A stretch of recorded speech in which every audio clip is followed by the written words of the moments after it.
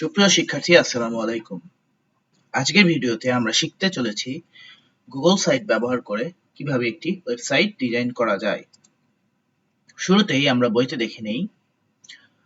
আমাদের অভিজ্ঞতা 3 সেশন 6 রয়েছে মুক্ত উৎসের ওপেন সোর্স প্ল্যাটফর্মে আমাদের ওয়েবসাইট তৈরি করি। অর্থাৎ গুগল সাইট এটি একটি ওপেন সোর্স প্ল্যাটফর্ম।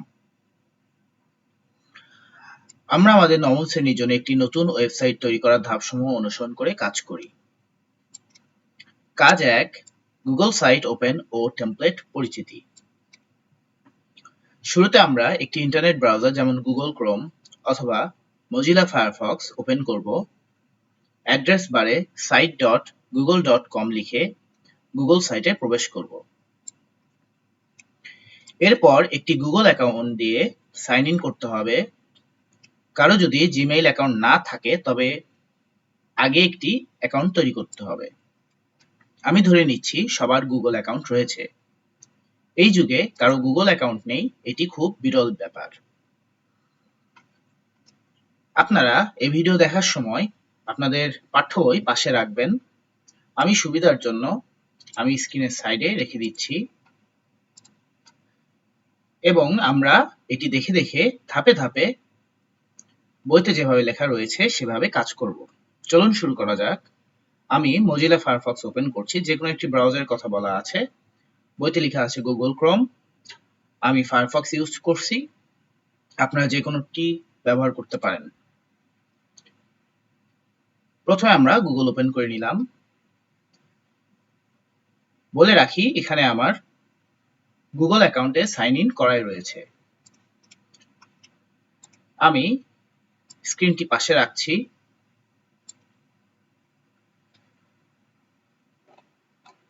তাহলে প্রথমে বলা রয়েছে অ্যাড্রেস বারে site.google.com লিখে গুগল সাইটে প্রবেশ করব। আমরা গুগলের সার্চ বারে বা অ্যাড্রেস বার, যেটিকে এখানে বলা হয়, আমরা সার্চ বারেও এই কাজটি করতে পারি। আমরা লিখব site.google.com। যেহেতু পূর্বে বলেছি আমাদের জিমেইলে সাইন ইন করাই আছে, সুতরাং দেখুন এখানে এন্টার প্রেস করতে হয়। আমাদের এরকম একটি ওয়েব পেজ আসবে, অনেকগুলো ওয়েবসাইট সমৃদ্ধ। এখান থেকে আমরা গুগল সাইট এখানে ক্লিক করব। যেহেতু সাইন ইন করাই আছে সেহেতু আমাদের আর নতুন করে সাইন ইন করতে হলো, যেটি এখানে বলা রয়েছে। এরপর বলেছে সাইন ইন করার পর একটি নতুন পেজে প্রবেশ করব যেখানে ব্ল্যাঙ্ক লেখা থাকবে এবং সেখানে একটি প্লাস চিহ্নিত আইকন থাকবে। আইকনটিতে ক্লিক করলে একটি ব্ল্যাঙ্ক ওয়েবসাইট দেখতে পাবো। এই ব্ল্যাঙ্ক ওয়েবসাইটটিতে বিভিন্ন তথ্য ও ডকুমেন্ট ইনপুট দেওয়ার মাধ্যমে একটি ওয়েবসাইট ডিজাইন করা যায়। আমরা একটু এই পুরো পর্দাটি বড় করে নিলাম।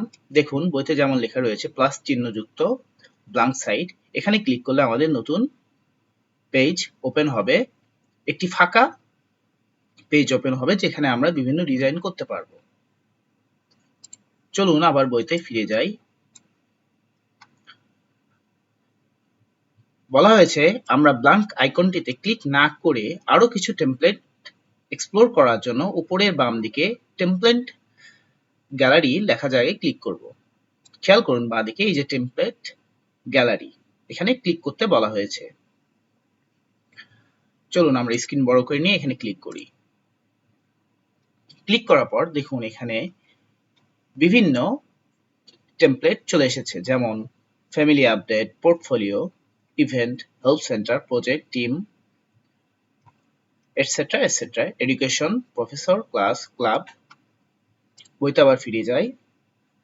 বলা রয়েছে কিছু নির্দিষ্ট করা টেমপ্লেট থেকে এডুকেশন সেকশনে যাব। যেহেতু আমাদের নবম শ্রেণীর জন্য একটি ওয়েবসাইট বানাবো তাই এই সেকশনে ক্লাস নামে টেমপ্লেটটি সিলেক্ট করব।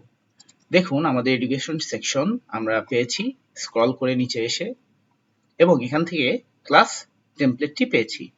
এখানে আমরা ক্লিক করব।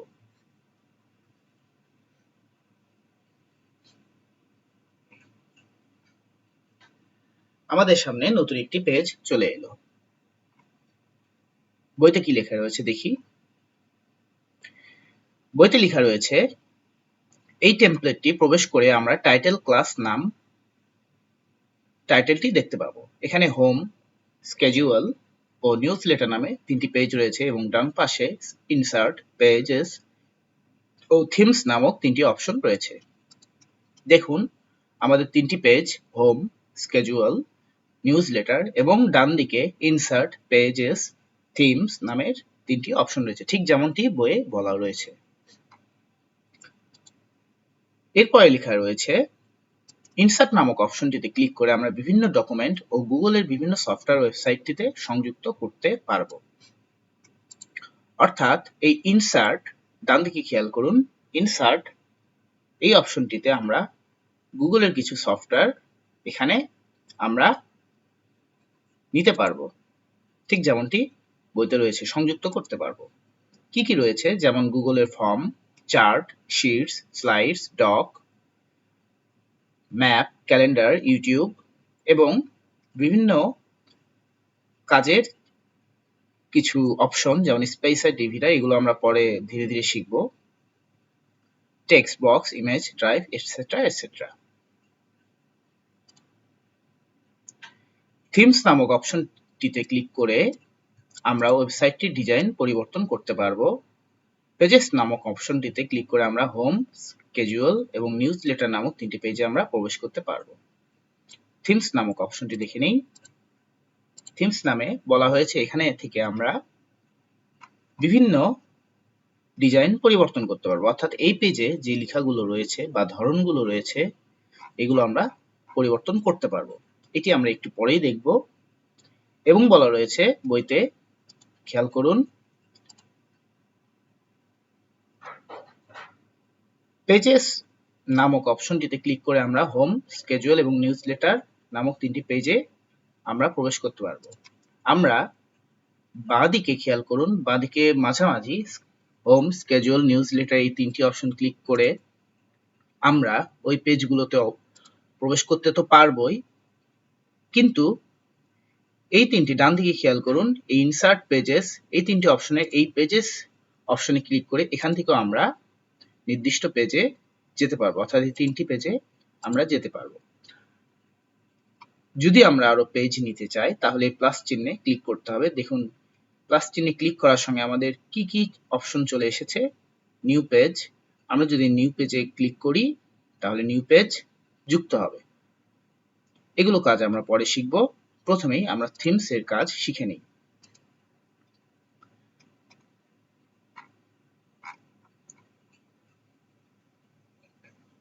মনে করিয়ে দিই, থিমস নামক অপশনটিতে ক্লিক করে আমরা ওয়েবসাইটটির ডিজাইন পরিবর্তন করতে পারবো। চলুন আমরা এটি এখন শুরু করি। আমরা হোম পেজটিতে চলে এলাম।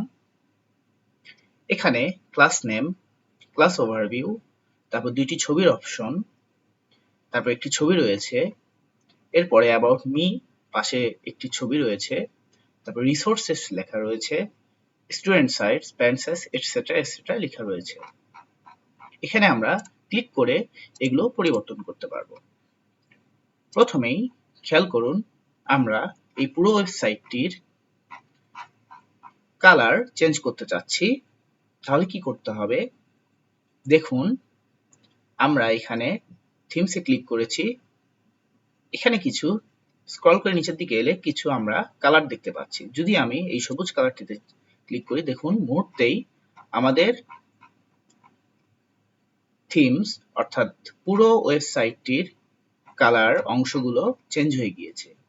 যদি লালে ক্লিক করি লাল, হলুদে ক্লিক করলে হলুদ, ব্ল্যাক ক্লিক করলে ব্ল্যাক। যদি বলি না আমরা আরো কালার নিতে চাই তাহলে ঠিক এই অংশটিতে ক্লিক করতে হবে। ক্লিক করার পর আমরা মাউস যেখানে নিয়ে যাব সেখানে নতুন নতুন কালার সৃষ্টি হবে। আর যদি বলি না আমি যে কালারগুলো ফিক্সড করে দেওয়া আছে ওগুলোই নিতে চাই, তাহলে এখানে সিম্পলি ক্লিক করতে হবে। চলুন আমরা এই ক্লাস নেম লেখাটির ধরন বা ফন্ট সাইজ এবং ফন্ট স্টাইল চেঞ্জ করব। তাহলে পুরো লেখাটি সিলেক্ট করে নিব। সিলেক্ট করার সঙ্গে সঙ্গে আমাদের এখানে কিছু অপশন চলে এলো। আমি আবারও দেখাচ্ছি, পুরো লেখাটি যখন আমরা সিলেক্ট করব, আমাদের এই অংশে কিছু অপশন চলে এলো। মাঝখানের অংশটি হলো ফন্ট স্টাইল। এখান থেকে আমরা যে কোনো একটি ফন্ট বেছে নিতে পারি এবং সেটি সিলেক্ট করে দেওয়ার সঙ্গে সঙ্গে আমার লেখার ধরন পরিবর্তন হয়ে যাবে। চলুন আমরা এটি ব্যবহার করি। দেখুন ক্লাস নেম চেঞ্জ হয়ে গিয়েছে। এখন আমরা চাচ্ছি এই লেখাটির কালার চেঞ্জ করে দেব। তাহলে আমরা এই টেক্সট কালার অংশে ক্লিক করব এবং এখান থেকে আমাদের লেখা পরিবর্তন করতে পারব।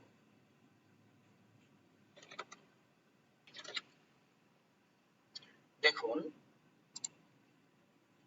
হ্যাঁ, এটি ঠিক রয়েছে। যদি বলি আমি লেখাটির আকার পরিবর্তন করতে চাই, তাহলে এখানে ফন্ট সাইজ থেকে আমরা এটি কম বেশি করতে পারবো। যদি বলি আমরা এই পুরো ওয়েবসাইটটির সবগুলো লেখা চেঞ্জ করতে চাই, তাহলে আমরা এই থিমস থেকে যে দেখুন সিম্পল, অ্যারিস্টটল, ডিপ্লোম্যাট এগুলো অংশ সিলেক্ট করে দিলে আমাদের থিমগুলো পরিবর্তন হয়ে যাবে।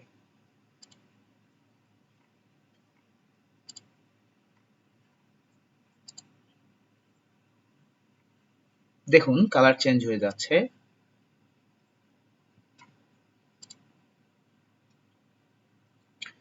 আচ্ছা, এখন যদি আমরা জানতে চাই বা দেখতে চাই আমাদের ডিজাইন করা এই পেজটি কেমন দেখতে হবে, তাহলে আমরা এই প্রিভিউ অংশে ক্লিক করে দেখতে পারবো।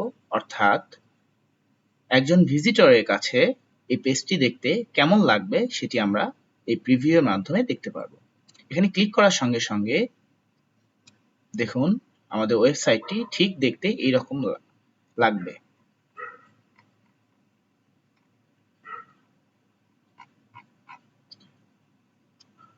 আমরা যদি পূর্বের অবস্থায় ফিরে যেতে চাই, তাহলে এই ক্রস চিহ্নে ডান দিকের কোণায় খেয়াল করুন, এই ক্রস চিহ্নে ক্লিক করলে আমরা আবার পুনরায় ডিজাইন অংশে ফিরে যেতে পারবো। আমি যদি এই ছবিটি চেঞ্জ করতে চাই, তাহলে আমরা এই ছবিটি চেঞ্জ করতে পারবো, অথবা